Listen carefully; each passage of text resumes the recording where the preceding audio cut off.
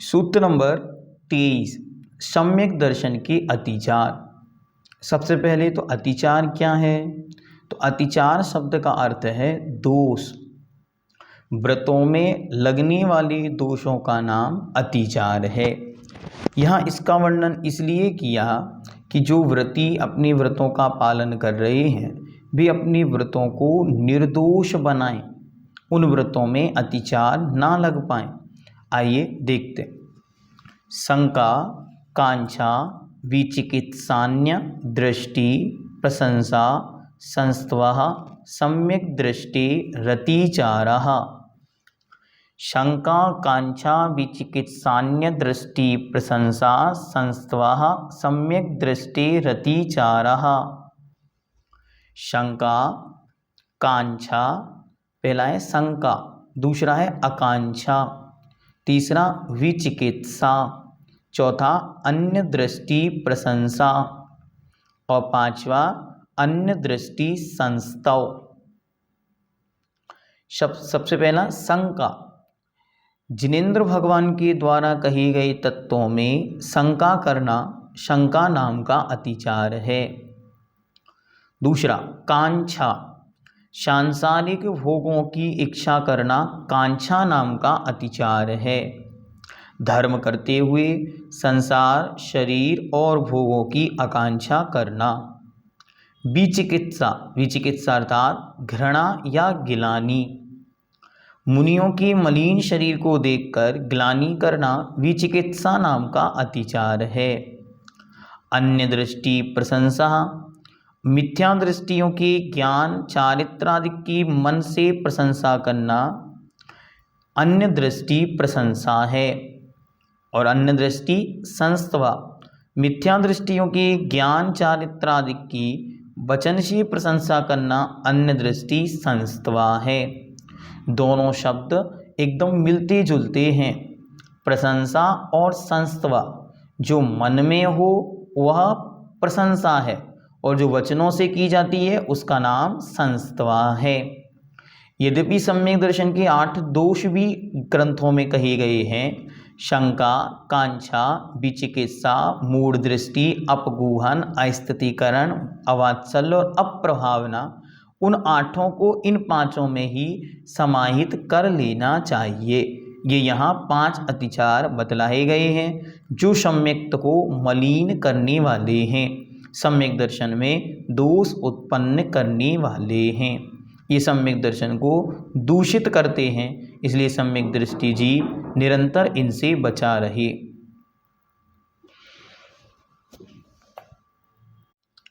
सूत्र नंबर 24, व्रतशीलेषु पंच पंच यथाक्रमम्। व्रतशीलेषु पंच पंच यथाक्रमम्। व्रतशीलेषु पंच पंच यथाक्रमम्।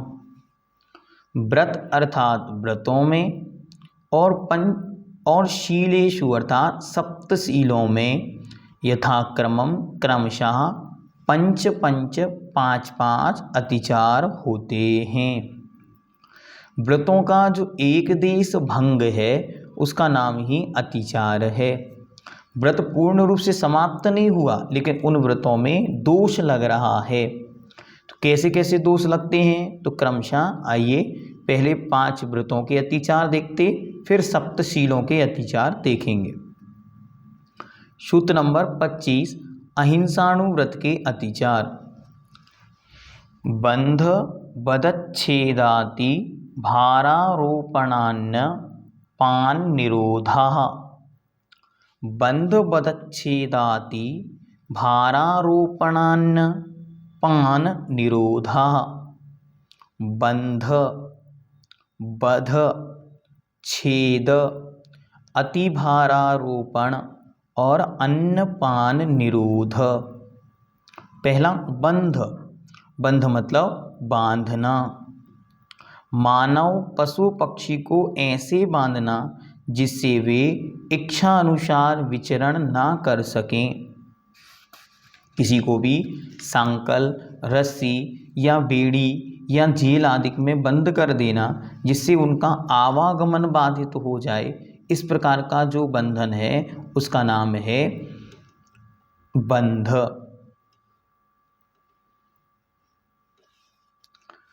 बध, बध से तात्पर्य अन्य स्थानों में हत्या से अर्थ लिया जाता है, लेकिन यहाँ बध शब्द का अर्थ हत्या नहीं है, क्योंकि वह अहिंसानुव्रती है। इसलिए हंटर, चाबुक, छड़ी, हाथ पैर आदि से पीटना, यही बध से आश्रय प्राणों के वियोग से नहीं है, यह तो अनाचार है। अगर बध उसकी हत्या हो जाती है तो वह तो व्रत ही समाप्त हो गया, लेकिन यहाँ तो मात्र केवल जो लकड़ी, चाबुक आदि से किसी जीव को मारना, पीटना। छेद, कषायवश किसी के आंगोपांग का छेदन करना। श्रृंगार के लिए बालिकाओं के नाक कान भी छेदे जाते हैं, वह इसमें नहीं आते। विशेष क्या है ध्यान रखना है, कषाय पूर्वक किसी के अंगोपांग को छेदना, घात करना। अति भारारोपण, पशुओं पर शक्ति से ज़्यादा भार लादना, नौकरों से ज़्यादा काम लेना। बच्चों पर पढ़ाई का बोझ, किसी बच्चे ने कहा राजा मर गया लड़ाई में, रानी मर गई कड़ाई में, और बच्चे मर गए पढ़ाई में। इस प्रकार बच्चे को पढ़ाई का इतना भार कर देना, या अन्य रूप में हम देखें तो कोई भी पशु या मानव से उसकी शक्ति से अधिक कार्य को कराना, जितनी उनकी क्षमता है उससे अधिक कार्य कराते हैं तो वह अतिचार है। अन्य पान निरोध, अन्य मतलब भोजन, पान मतलब पानी, इनका निरोध करना अर्थात इन्हें रोक देना। समय पर पशुओं को भोजन नहीं देना, नौकरों को भी समय से भोजन के लिए नहीं जाने देना, एवं महिलाएं समय से भोजन नहीं बनाती तो यह भी अन्नपान निरोध है। अर्थात जिसके भोजन का जो समय है उसे उस समय पर भोजन उपलब्ध नहीं कराना अन्नपान निरोध है। जब व्रत लिए हैं, प्रतिमाएं धारण की हैं, तो अच्छी तरह उन स्थितियों को समझकर कि किसी भी रूप में हमारे व्रतों में अतिचार ना लगे। पूर्व में 5-5 भावनाओं के माध्यम से व्रतों को पुष्ट किया गया है, मजबूत किया गया। अब बतला रहे हैं कि अब दोष भी नहीं लगाना है।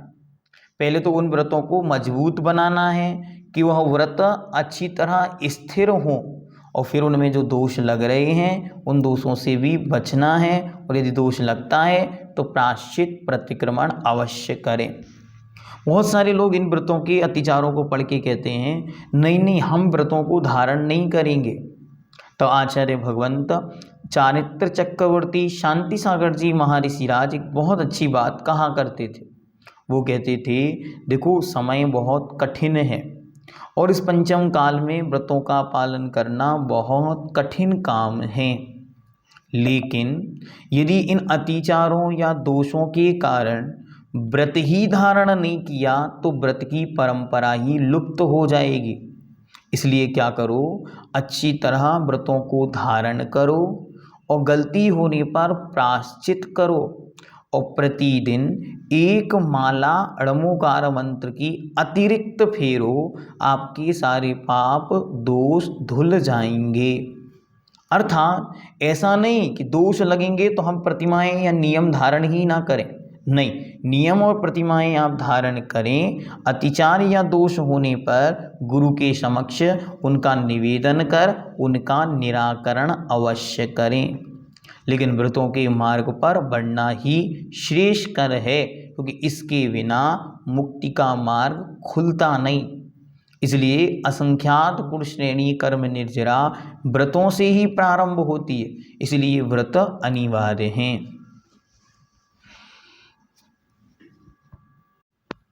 सूत्र नंबर 26, सत्यानुव्रत के अतिचार। मिथ्योपदेश, रहोभ्याख्यान, कूटलेख क्रियान्यासापहार, साकार मंत्र भेदः।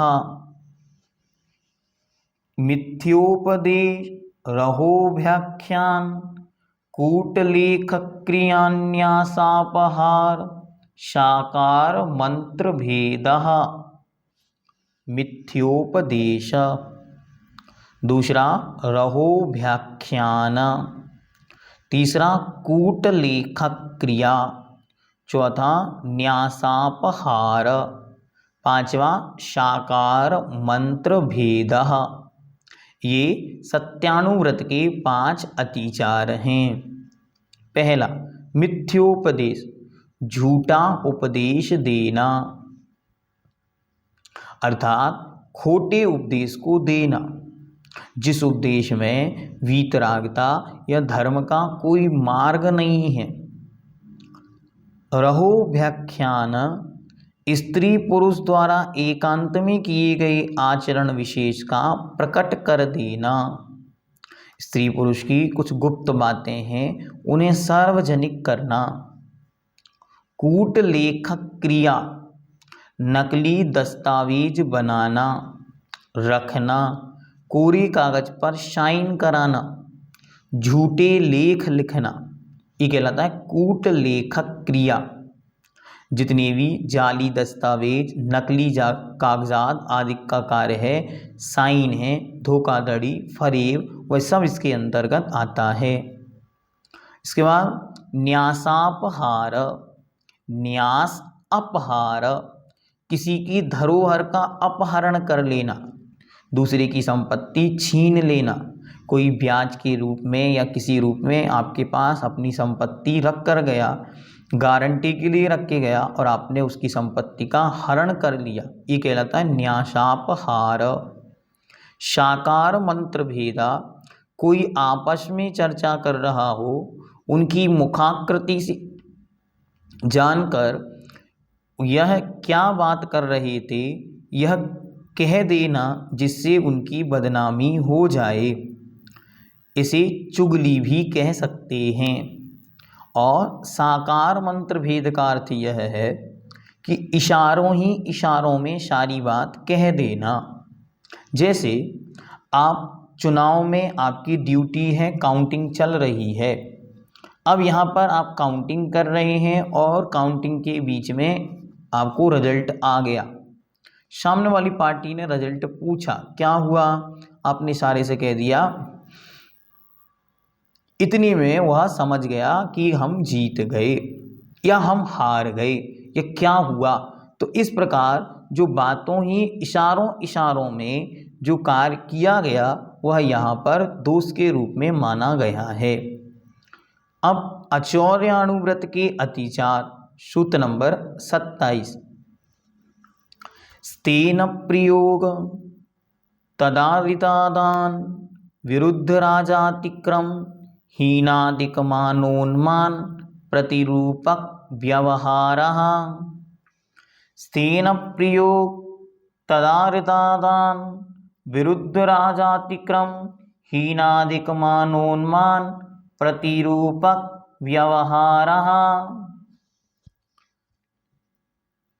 पहला स्तेन प्रयोग, दूसरा स्तेन अहृतादान, तत्हृदादान शब्द है, तत् से वह, तो स्तेन। तीसरा विरुद्ध राजातिक्रम, चौथा हीनाधिक मानोन्मान, पांचवा प्रतिरूपक व्यवहार। पहला स्तेन प्रयोग।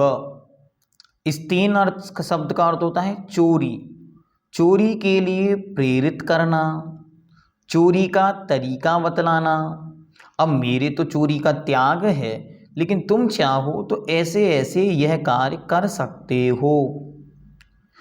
व्यापार में चोरी आदि की सुझाव देना, बिल की चोरी, टैक्स की चोरी, बिल इलेक्ट्रिसिटी बिल की चोरी, इस प्रकार अनेक प्रकार की चोरी के प्रयोग बतलाना। फिर तदा हृदादान, चोरी का माल खरीदना, जो वह चोरी कर लाया है उसे ले लेना। अब भैया जी हमको तो पता ही नहीं चला कि ये चोरी का माल था। नहीं, पता चलता है। कैसे चलता है? जो चीज़ मार्केट में 100 की मिल रही है वो व्यक्ति आपको 80 की दे रहा है, तो स्पष्ट समझ में आ रहा है कि कहीं ना कहीं कुछ झोल है। फिर भी नहीं नहीं ठीक है, फ़ायदा मुनाफा है इसलिए ले लो, तो आपको समझ में आना चाहिए यहाँ कुछ गड़बड़ी है। फिर कहते हैं विरुद्ध राजातिक्रम, राज्य नियम के विरुद्ध टैक्स चोरी करना, बिजली की चोरी करना, अधिक स्टॉक रखकर कालाबाजारी करना आदि। राज्य के नियमों का उल्लंघन करना या उनके विरुद्ध में प्रवृत्ति करना। हीनादिक मानोन्मान, तौलने के बाँट को मान कहते हैं और तराजू को उपमान कहते हैं। बाँट तराजू दो प्रकार के रखना, कम से देना और अधिक से लेना। पूर्व में, आजकल तो सब कुछ पैसे से ट्रांजैक्शन चलने लगा। पहले क्या होता था, आप हमें गेहूं या चावल या अन्य सामग्री देंगे, उसके बदले हम आपको तेल, साबुन, आटा आदि देंगे। तो क्या करते थे, दो प्रकार के कांटे बाँट तराजू रखते थे। जब लेने की बात आती थी तो अलग और देने की बात आती थी तो अलग। तो इस प्रकार हीनादिक मानोन्मान करना। आगे कहते हैं प्रतिरूपक व्यवहार, एक सी दिखने वाली सस्ती वस्तु को मिलाकर महंगे भाव में बेचना, जैसा खसखस के दाने में सूजी या राजगिर मिलाना, काली मिर्ची में पपीते के बीज मिलाना, हल्दी में ज्वार का आटा मिलाना। आज शास्त्रों में भी मिलावट आ गई है। ऊपर आचार्यों के नाम ज्यों के त्यों रहते हैं और हिंदी टीका भावार्थ एवं विशेषार्थों में अपने अर्थों को समाहित कर दिया जाता है। यह भी चोरी है। क्या? प्रतिरूपक व्यवहार। पंक्तियां कुंद कुंद देव की हैं और अर्थ का अनर्थ करने की भावना से, अर्थ का अनर्थ करने के लिए भावार्थ, विशेषार्थ, अन्वय अर्थ सब बदल दिया। इस प्रकार का जो कार्य किया गया वह सब भी चोरी है। इस प्रकार ये 5 यहाँ पर बतलाए।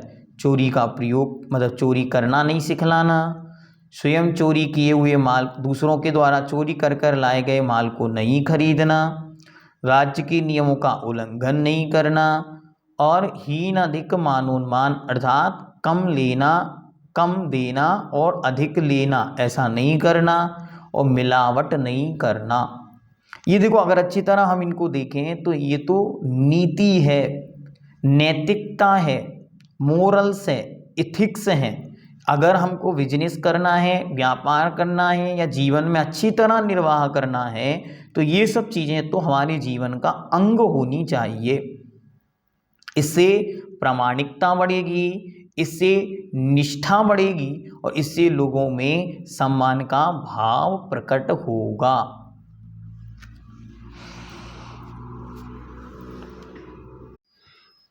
ब्रह्मचर्याणुव्रत के अतिचार। सूत्र नंबर 28।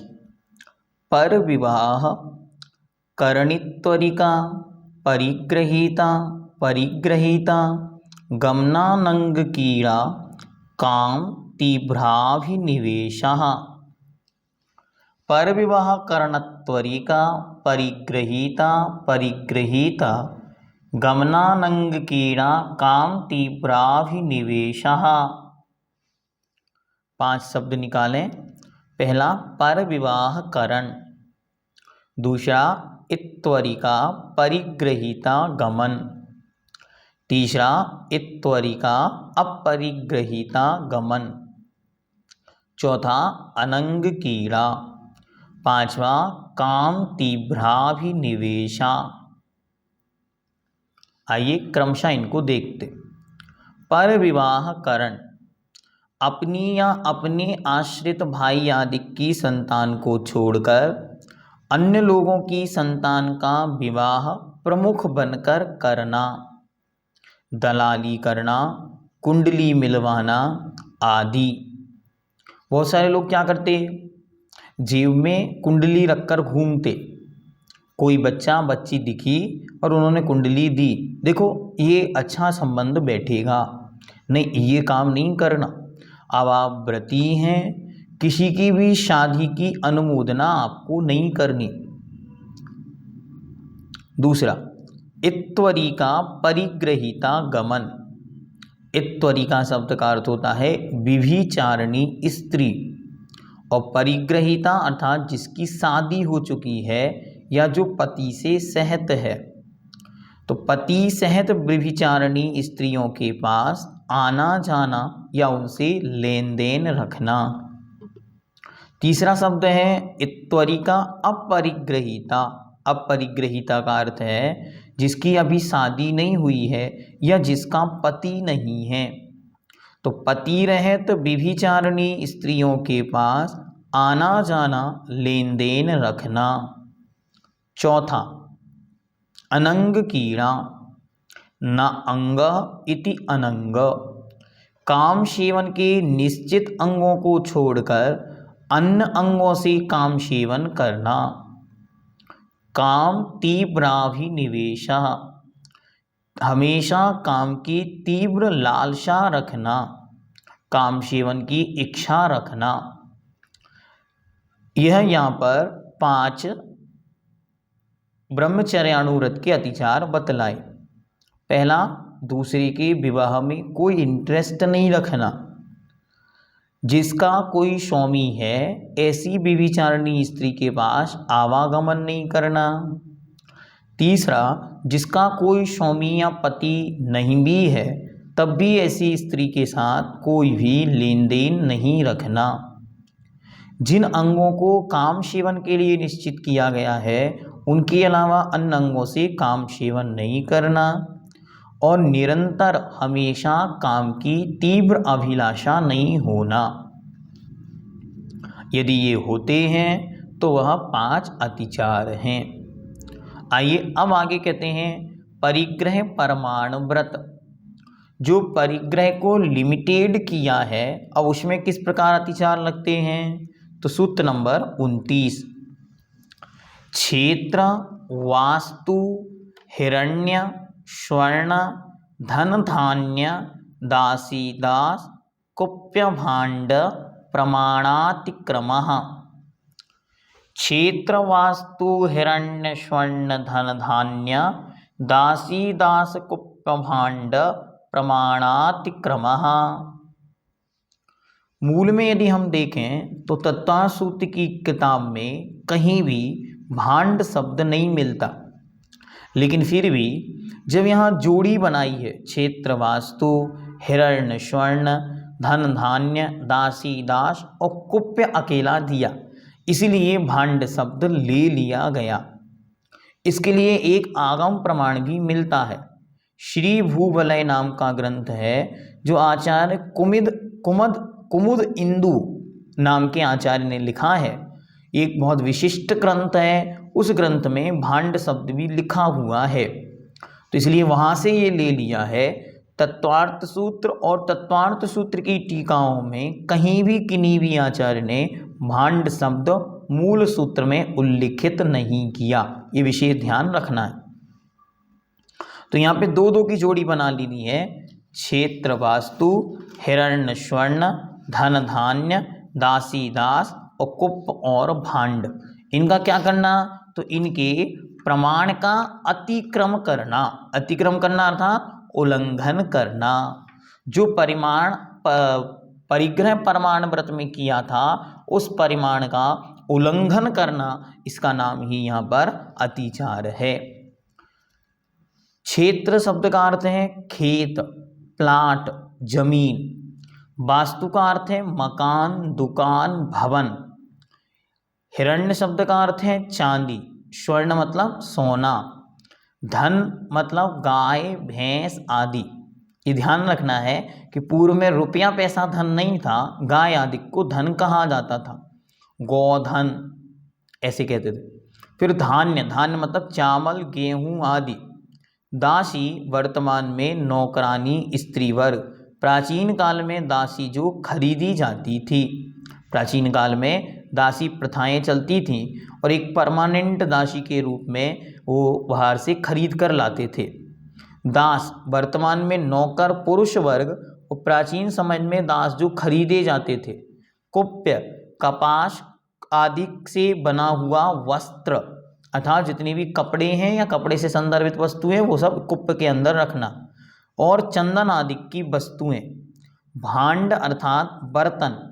भांड का अर्थ भगवती आराधना की विजयोदयी टीका में हींग मिर्च आदि भी लिया गया है, अर्थात जो अन्य सामग्रियां हैं वो सब भांड के अंदर समाहित करनी चाहिए।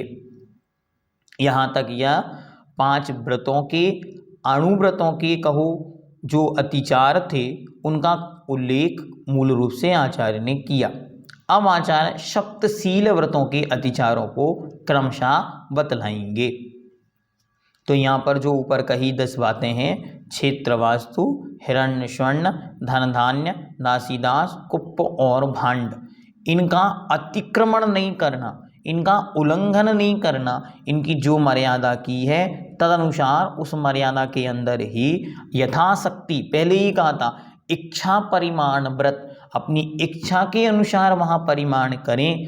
फिर जब परिमाण कर लिया है तो अब उसका उल्लंघन, उसका अतिक्रमण ना करें।